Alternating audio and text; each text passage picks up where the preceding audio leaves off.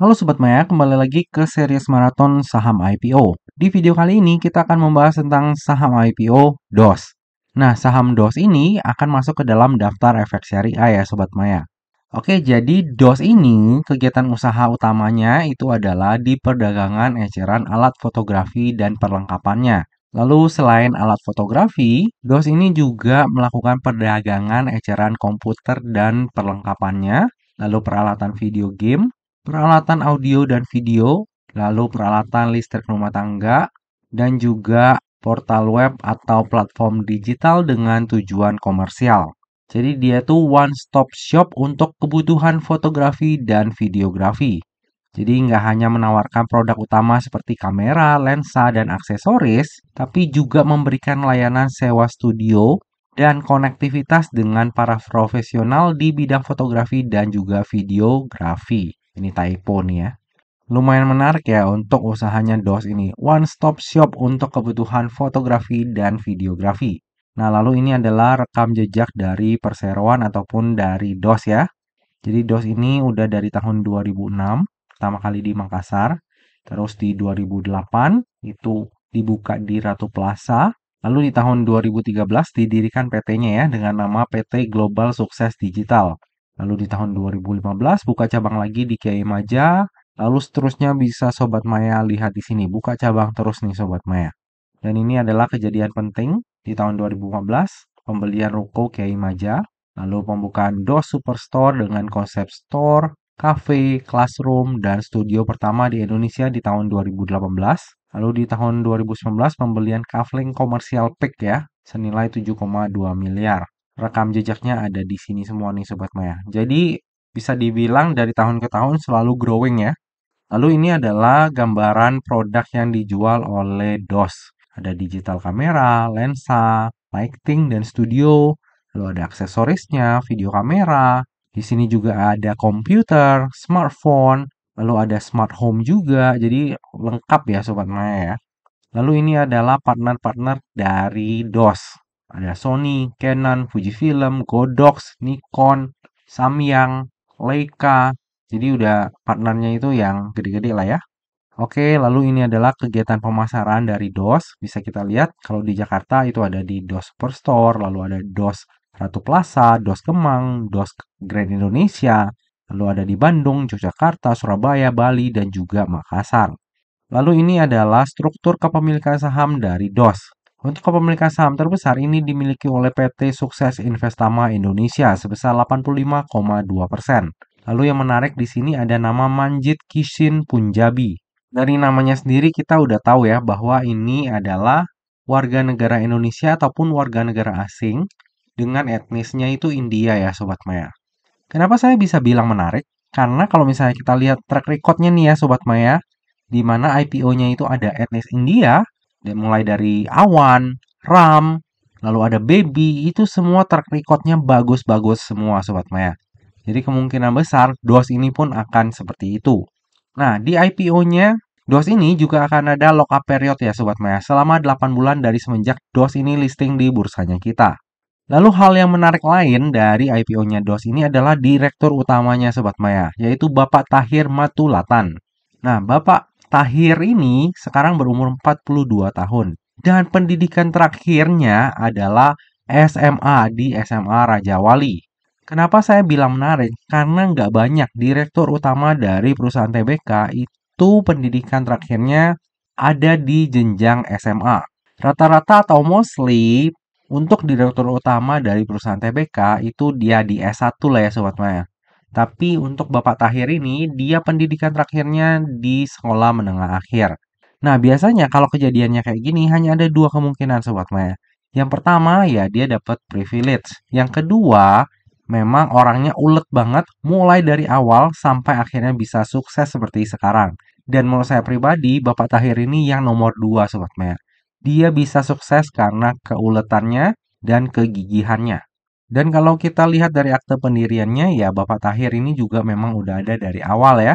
Karena nggak mungkin juga kalau profesional direktur utamanya itu dipilih dengan pendidikan terakhir itu SMA. Jadi pasti Pak Tahir ini yang memulai dari awal untuk PT DOS. Dan menurut saya hal ini adalah salah satu nilai ataupun sentimen yang positif ya untuk DOS ini.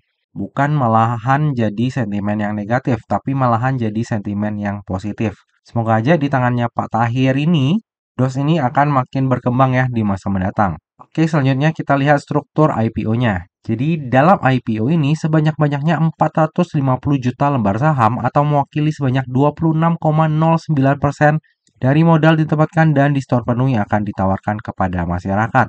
Untuk harga penawarannya sendiri berkisar antara 130 hingga 135, sehingga dana yang akan diraup dari IPO ini adalah sebanyak-banyaknya sebesar 60,75 miliar.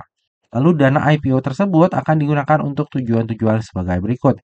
Yang pertama, sekitar 27,4% ini akan digunakan untuk belanja modal Sobat Maya, seperti biaya sewa gerai, pengembangan gerai baru, dan juga biaya ekspansi gerai lama.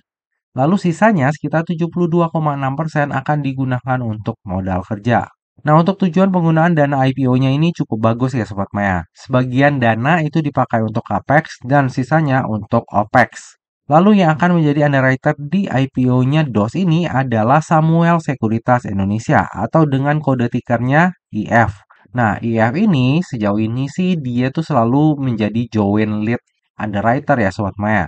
Kalau misalnya di IPO-nya DOS ini dia bakal sendirian, ya itu menjadi sejarah baru ya dari track recordnya IF. Nah, kalau misalnya kita lihat track recordnya IF, walaupun dia nggak pernah menjadi underwriter tunggal ya, tapi hingga saat ini, di 2 tahun terakhir ini ya, Sobat Maya ya, nggak ada satupun saham yang ditutup di zona merah di hari pertamanya listing. Jadi untuk track record IF ini oke ya, bagus. Semoga aja di IPO-nya DOS ini, track record IF yang bagus juga akan terjaga ya. Oke, lalu ini adalah laporan keuangan dari DOS. Jika kita lihat dari total aset, ini selalu meningkat ya dari waktu ke waktu. Sementara dari sisi liabilitas ini cenderung stagnan. Dan kalau misalnya kita lihat dari sisi ekuitas, ini juga selalu meningkat ya dari waktu ke waktu nih Sobat Maya. Jadi ya perusahaannya cukup bagus. Lalu ini adalah laporan laba rugi dari DOS. Bisa kita lihat bahwa dari sisi pendapatan ini naik ya dari tahun ke tahun. Di tahun 2024 pun kemungkinan besar akan seperti itu ya. Lalu dari sisi laba bersih pun ini selalu meningkat ya dari waktu ke waktu. Jadi untuk perusahaan DOS ini dari sisi kinerja emang bagus ya. Mungkin banyak dari Sobat Maya yang juga berpikir nih ya Sobat Maya. Zaman sekarang emang masih ada orang yang pakai kamera. Bukannya kamera dari handphone aja udah bagus banget. Eits, jangan salah ya Sobat Maya. Kamera dari handphone itu memang bagus. Tapi masih kalah jauh ya dibandingkan dengan kamera mirrorless ataupun DSLR. Makanya, kebanyakan konten creator yang udah besar itu pasti pakainya kamera yang bagus Sobat Maya. Karena mereka bisa bikin resolusinya itu gede banget dan satu take video itu bisa dibuat jadi reels, bisa dibuat jadi format video YouTube juga. Karena kalau mereka edit pun itu videonya nggak pecah. Beda dengan video dari kamera handphone. Jadi hingga saat ini kesimpulannya, kamera yang bukan kamera handphone pun itu masih sangat dibutuhkan nih Sobat Maya. Makanya nggak heran ya kalau pendapatan dari DOS ini selalu meningkat dari tahun ke tahun. Karena memang ada kebutuhannya. Oke, selanjutnya ini adalah valuasi dari DOS. Ini saya bikin valuasinya di tahun 2023 ya, karena tahun 2024 itu hanya ada bulan Januari. Kalau disetahunkan itu agak bias ya nanti ya. Nah, jadi jika nantinya DOS ini listing di harga terendahnya yaitu di harga 130, maka pernya itu berada di 9,3 kali dan PBV-nya di 1,4 kali dengan market cap sebesar 224 miliar. Sementara jika DOS ini listing di harga tertingginya yaitu di harga 135, maka PR-nya itu akan berada di 9,7 kali dan PBV-nya di 1,49 kali dengan market cap sebesar 232,8 miliar. Nah, dari sisi valuasi, DOS ini murah ya Sobat Maya untuk ukuran saham IPO. Jadi lumayan menarik nih. Oke, dari tadi udah banyak hal yang kita bahas, sekarang tiba juga kita ke bagian kesimpulan. Kesimpulan yang pertama, DOS ini merupakan salah satu pemain besar di bidang one-stop solution untuk fotografi. Dari sisi kinerja, pendapatan dan laba bersihnya pun selalu meningkat ya dari tahun ke tahun. Dan walaupun banyak orang yang pesimis dan bilang bahwa kamera handphone itu akan menggantikan kamera mirrorless ataupun DSLR, hal ini kayaknya nggak terbukti ya kalau misalnya kita lihat dari laporan laba ruginya DOS. Industri ini masih dibutuhkan di masa mendatang dan masih punya ruang tumbuh yang cukup besar. Kesimpulan yang kedua, valuasi dari DOS ini cenderung murah untuk ukuran saham IPO. Untuk tujuan penggunaan dana IPO-nya juga bagus, sebagian dipakai untuk CAPEX dan sisanya untuk OPEX. Kesimpulan yang ketiga, dari sisi underwriter, IF ini punya track record yang bagus.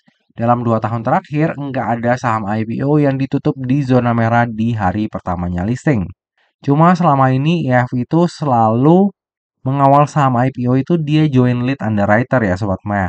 Mari kita lihat di IPO-nya DOS ini apakah ini akan menjadi IPO pertama yang IF menjadi underwriter tunggal atau bakalan seperti kayak biasa nih. Dia cuma jadi join lead underwriter aja. Kesimpulan yang terakhir, saya sendiri akan memanfaatkan momentum IPO ini untuk mendulang cuan. Dari sisi kinerja, oke. Dari sisi perusahaan juga bagus. Direktur utamanya juga saya lihat harusnya punya integritas dan emang gigi ya. Makanya DOS-nya bisa berkembang sebesar ini. Dari sisi valuasi, ini juga cenderung murah. Dan terakhir, dari sisi underwriter, ini dibawa oleh IF, di mana track record-nya itu bagus. Jadi kayaknya nggak ada alasan ya untuk skip IPO-nya DOS ini. Tapi seperti biasa ya Sobat Maya, yang namanya saham, terlebih saham IPO, itu nggak pernah luput ya dari yang namanya resiko. Jadi bagi Sobat Maya yang mau melakukan order saham IPO DOS, pastikan Sobat Maya melakukan order sesuai dengan resiko yang siap untuk Sobat Maya tanggung ya. Lebih lengkapnya nanti saya order atau enggak untuk saham IPO DOS ini akan saya share di tab community ataupun IG saya pada saat masa offering nanti. Nah Sobat Maya, demikianlah video review saham IPO DOS. Semoga aja video ini dapat bermanfaat bagi Sobat Maya semuanya dan dapat menjadi bahan pertimbangan nih. Apakah nantinya Sobat Maya akan membeli saham IPO DOS atau enggak? Nah Sobat Maya, demikianlah video kali ini. Akhir kata, jangan lupa untuk selalu jaga kesehatan, jangan lupa untuk selalu bahagia, dan semoga perjalanan investasi kita selalu cuan bareng-bareng ya. Sampai jumpa di video selanjutnya. Dah.